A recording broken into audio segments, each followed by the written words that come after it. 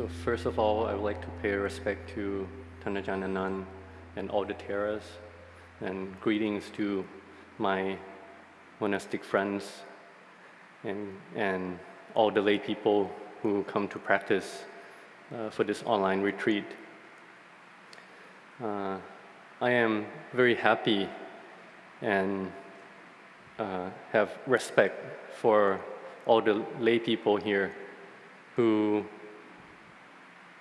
have the interest and the diligence to continue to practice until today. This is the 6th day already. This is because you all have wisdom.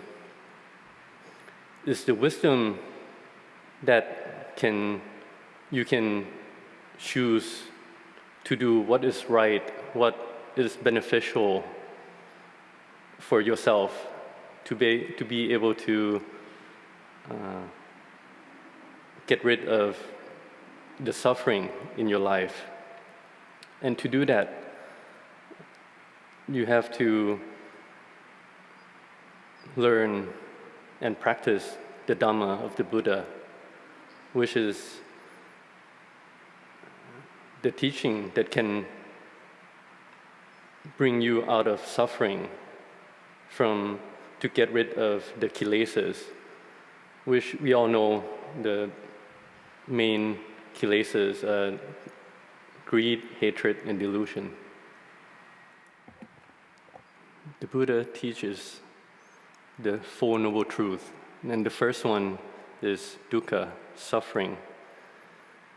In the chanting, it said, birth is dukkha, aging is dukkha, death is dukkha, sorrow, lamentation, pain, grief, despair are dukkha.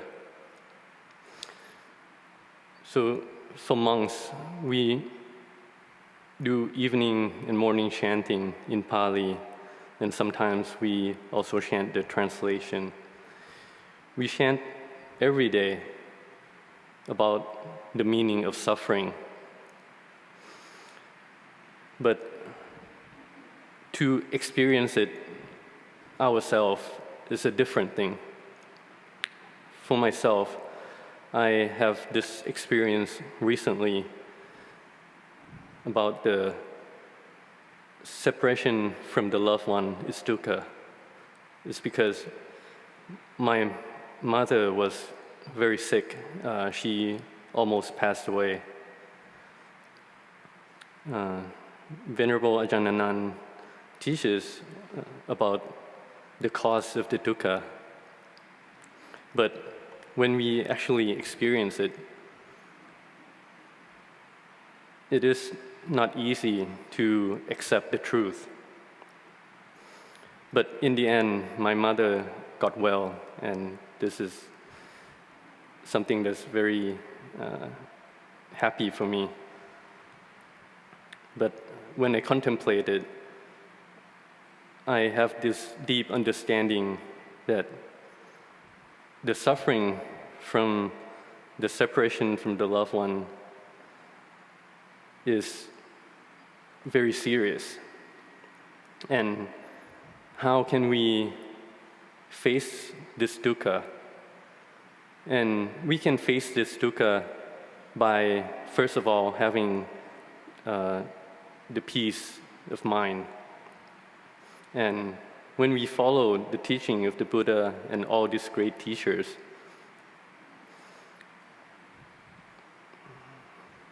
and we practice and train our own citta, and when our mind becomes peaceful, then it is easier to accept the truth. And also from this retreat, from listening to Ajahn Dhamma talk, he said that the well-trained mind is easy to teach, easy to train. And for us monks, we dedicate ourselves to practice, to follow the teaching of Ajahn Anan. And we never actually contemplate how the condition of our citta, how it has changed. But this time, when I listen to Ajahn talk, I get to contemplate about myself, my own citta. And since I have been practicing for quite some time, then the mind become more peaceful, and we can endure all the emotions that come into our mind. But we never see how it got better, when it got better. This is because it just changed slowly over time. The mind become better, cooler. The mind is easier to become peaceful, to gain samadhi, and the mind have less thoughts. This is all because we believe in the teaching of our great masters. And with this, it made all these conditions happen. So when we follow the teachings of our teachers, we force ourselves in the beginning to come to the chanting in the morning and evening every day. And during the day, we have to give up our time to help the shores of the Sangha. Ajahn Anan always emphasized that the ones who dedicate themselves to help the shores, their citta will become easier to train. And all these all these schedule, it is there for us to train our mind so that we will experience peace and samadhi. And if we do it continuously, then the mind will become peaceful faster, easier. For the lay people, you should set up your own schedule to practice as well. Ones that is for yourself, that is right for your daily life. But it is something that you should be able to do every day without missing.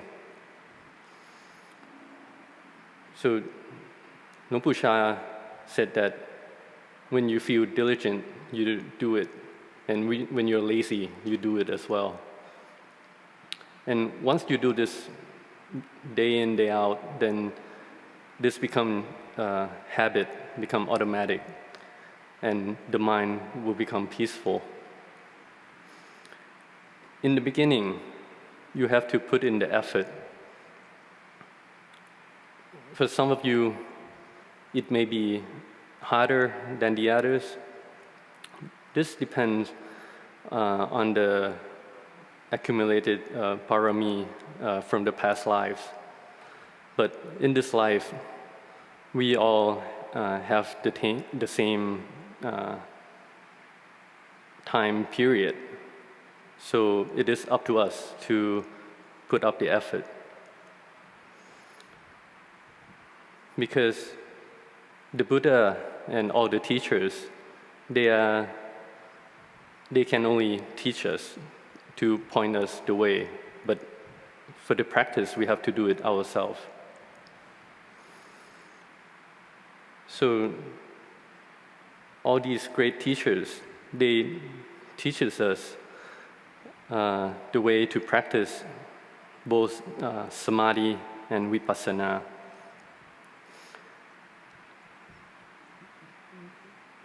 So we have to listen and bring that to practice, to put in the effort. Because you all have some wisdom already to decide to practice Dhamma. You have the faith, but now you have to put in the effort. And you do that by being mindful, to practice mindfulness every day. Ajahn Anan teaches many ways to practice in terms of kammatthana. All these different methods, different way, is right for different people. But mainly is the anapanasati, the observance of the breath. For some of you, just observing the breath is not enough because you don't have enough mindfulness. So you chant Bhutto together with the observing the mindfulness, the breath. But for some of you, you put in too much effort to try to observe the breath. So in the end, you become stressful, and the body is not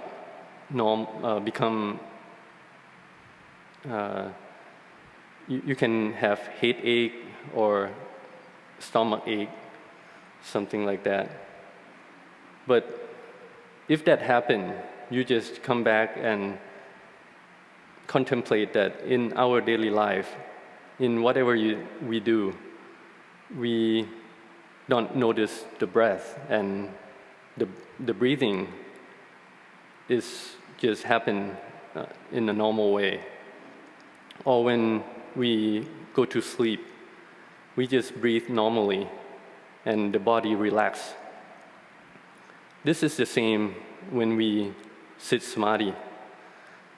So we have to relax our body, keep the body straight, have mindfulness, and just observe the breath.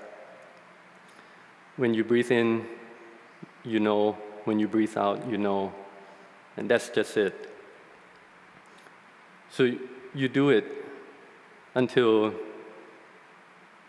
the mind stops thinking other thoughts, and just the mind can concentrate on the breath. And you don't have to force it. For everybody, it's different. Some of you may have a short breath. Some of you have long breath. Some of you, when you breathe in, it's short, and when you breathe out, it's long. So everybody is different. So you just have to observe your own breath. You don't have to follow other people's method. So you try to do this every day, day in and day out. And you do it by day, month, year, 2 years, 5 years, 10 years. In the end, your mind will become more peaceful.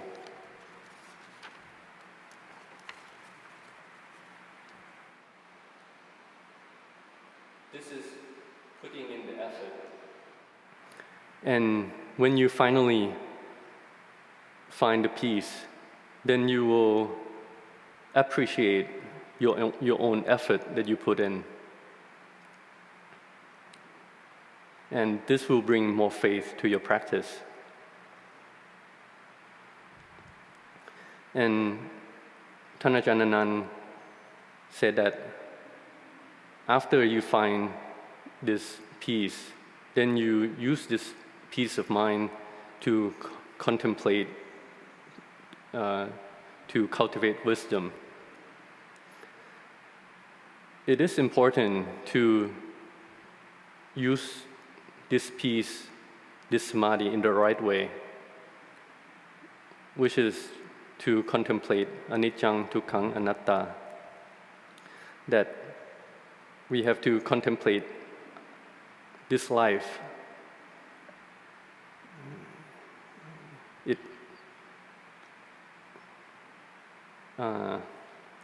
This life is anicca, dukkha, anatta. So when you contemplate this and you teach yourself, teach your mind, then you will see that the suffering still exists.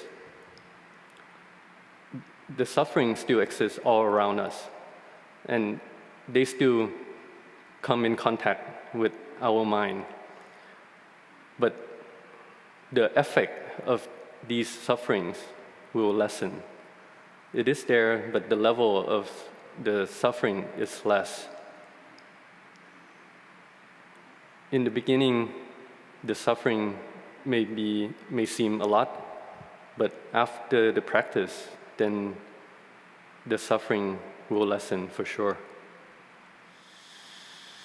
So once you practice, there will always be some hindrance in your practice, or even in your worldly life. Not many people will have no hindrance, no hardship at all in their life. This is the same as in your Dhamma practice. So the main hindrance, the five hindrance, sleepiness, sensual pleasure, hatred, all these five hindrance, they interfere with our practice of samadhi. So it is important that we have to let go of our thoughts. When we practice, Ajahn Anan said that we have to let go, we have to lay down all of our worries, whether it's the family, our work, everything. We have to put it all down and stay with ourselves. All the worldly matters, don't let them come to interfere with our practice.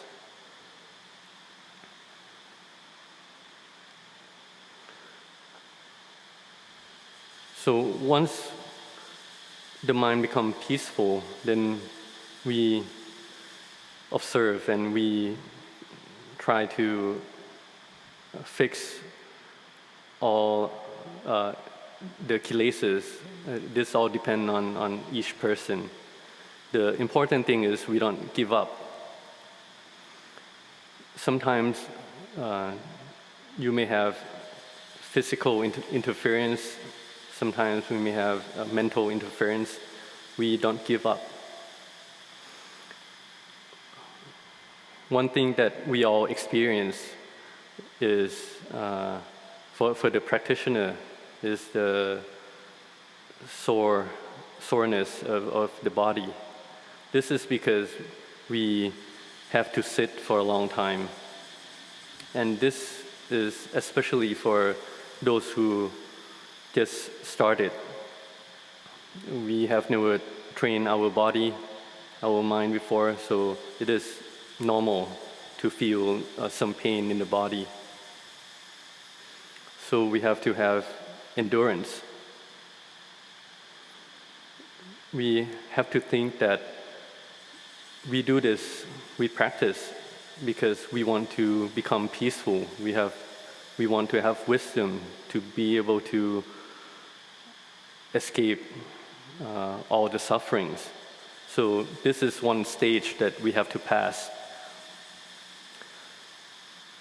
So I would like to give the encouragement to everybody who just start to practice. But For those of you who have practiced for some times, you may have found the Kammatthana that is right for your mind. You will also face some hardship as well.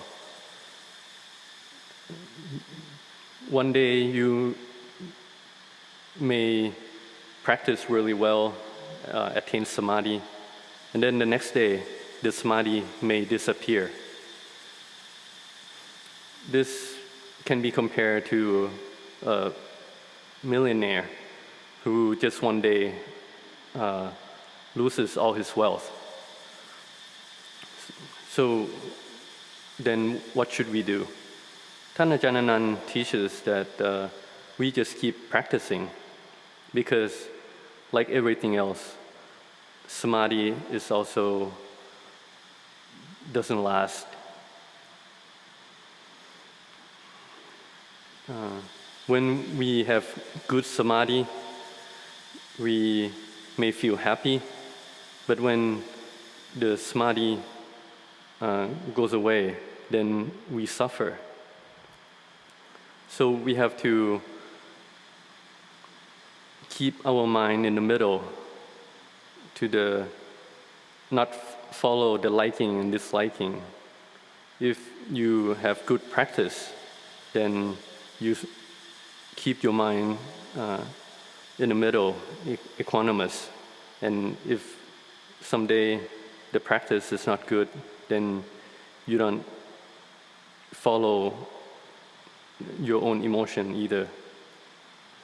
So every day, we just follow the schedule that we have set. And we do that with the goal of letting go of the emotion. So we practice every day, and we let go every day. And the next day, we keep practicing, follow the schedule again. For monks, this is how we live our life. We just follow the kawat. We practice every day. We train our mind every day.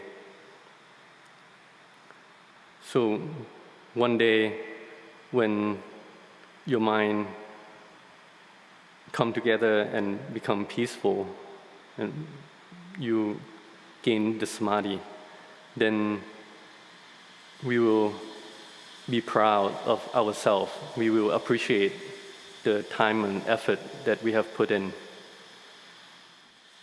So today I am very happy to see all of you lay people who have joined in this meditation retreat, because it is important to practice according to the teaching of the great masters. Even though you join online, this is still considered being close to the teachers. Ajahn Anan always say that whoever stay close to the teacher, they will gain samadhi faster. So in the end, I would like to give encouragement to all of you practitioners to keep practicing together with all the Sangha, to grow in the samatha and vipassana until you enter Nibbana in the end.